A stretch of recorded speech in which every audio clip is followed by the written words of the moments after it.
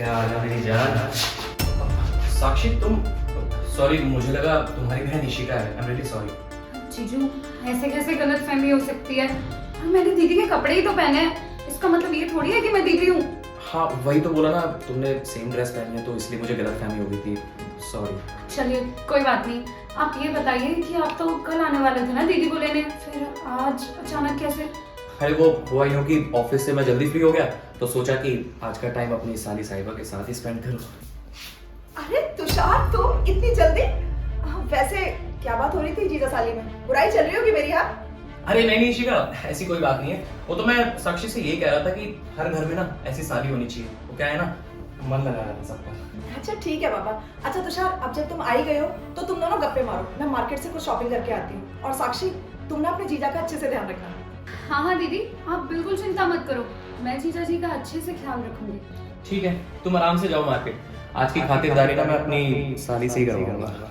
ठीक है बाबा। अच्छा चलो मैं चलती हूँ, बाय। जीजू वो मैं ये कह रही थी कि मैं एसी ऑन कर देती हूँ और आपके लिए खाना लगा देती हूँ। अरे साक्षी सुनो ना, खाना वाना तो बनता रहेगा, तुम मेरे पास आके बैठो ना। आओ। अरे आओ, कभी कभी तो आता हूँ मैं। तुम्हें पता है जब भी मैं अपने ससुराल आता हूँ ना तो हमेशा यही सोचता हूँ कि तुमसे मिलूँ, तुमसे बात करूँ। मुझे तुम्हारे साथ टाइम स्पेंड करके ना बहुत अच्छा लगता है। और तुम्हें कैसा लगता है? मुझे भी अच्छा लगता है। अच्छा तुमने वैसे वो कहावत तो सुनी होगी ना कि साली आधी घरवाली होती है। हाँ जीजू सुनी तो है, और जिसने भी कहा है कुछ सोच समझ कर ही कहा होगा। और आज तो घर पे भी कोई नहीं है, सिर्फ तुम और मैं। क्या मतलब जीजू, मैं कुछ समझी नहीं। अरे तुम अब छोटी बच्ची नहीं रही, समझदार हो गई हो।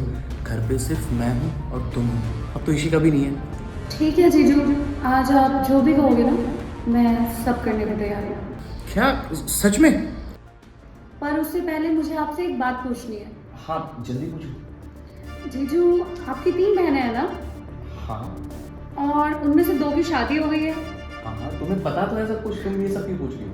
तो जो आपकी छोटी बहन है उसके 2 जीजू हुए, और वो जब भी घर आते होंगे तो उसके साथ ऐसी हरकतें करते होंगे ना जैसे आप मेरे साथ कर रहे हो, और उनके लिए भी आपकी छोटी बहन आधी घर वाली होगी। तो जीजू आपकी बहन को तो बड़ी मुश्किल हो जाती होगी ना? ये लड़की, तेरी हिम्मत भी कैसे हुई मेरी बहन के बारे में ये सब बोलने की?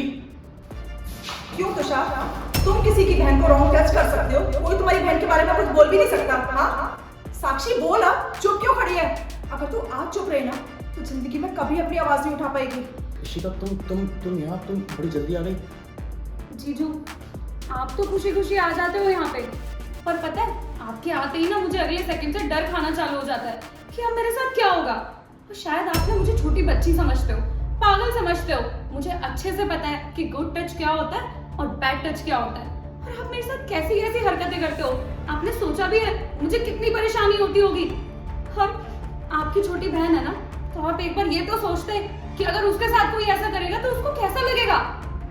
देखो इशिका, ऐसा कुछ भी नहीं है, ये पता नहीं क्या बोले जा रही है, ये झूठ बोल रही है, ऐसा कुछ नहीं है। बस करो तुषार, झूठ ये नहीं, झूठ तुम बोल रहे हो। और ये सारा प्लान ना मेरा और मेरी बहन का ही था। कई बार बताया था मुझे साक्षी ने कि किस तरह से तुम उसे परेशान करते हो और इधर उधर छूते हो। मुझे तो बोलते हुए भी शर्म आ रही है कि तुम जैसा इंसान मेरा पति है।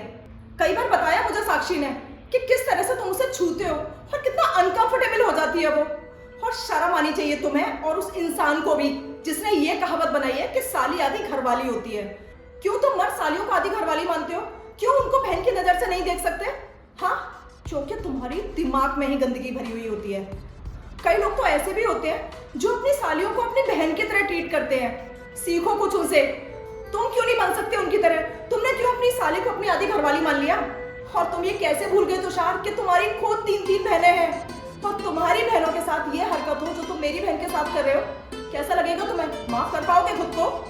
देखो इशिका प्लीज, हो सके तो मुझे माफ कर दो। तुम सही कह रही हो, मेरी भी 3 बहनें हैं। मुझे ये सब सोचना चाहिए था। मुझे सोचना चाहिए था कि अगर उनके साथ ये सब होता तो उनको कैसा फील होता होगा। Please I am really sorry. मैं तुमसे प्रॉमिस करता हूँ कि आज के बाद कभी ऐसा नहीं करूंगा, और साक्षी को भी अपनी छोटी बहन की तरह ट्रीट करूंगा। प्लीज हो सके तो मुझे माफ कर दो साक्षी, आई एम रियली सॉरी। माफ करना तो मजबूरी है मेरी तुषार, क्योंकि तुम मेरे पति हो और हमारे पतियों को छोड़ नहीं सकते ना। उनकी कोई भी गलती हो माफ तो करना ही पड़ता है, क्योंकि हम औरतें हैं। माफ करती हूँ मैं तुम्हें, लेकिन हाँ एक उम्मीद और करती हूँ कि तुम आगे से ये गलती दोबारा नहीं दोहराओगे। इस कहावत को तुम गलत क्यों नहीं साबित कर सकते तुषार? तुम क्यों और मर्दों की तरह हो गए? अरे भूल जाओ कि साली आदि घरवाली होती है, साली बहन होती है, उसको बहन की नजर से भी देखा जा सकता है। और हाँ, आज मैं तुम्हें माफ कर रही हूँ, लेकिन आइंदा से ये गलती हुई ना तो मैं भूल जाऊंगी कि मैंने शादी के टाइम क्या क्या कस्में खाई थी, क्या क्या वचन निभाए थे। हाँ इशिका, मैं प्रॉमिस करता हूँ आज के बाद कभी ऐसा नहीं होगा। I am really sorry.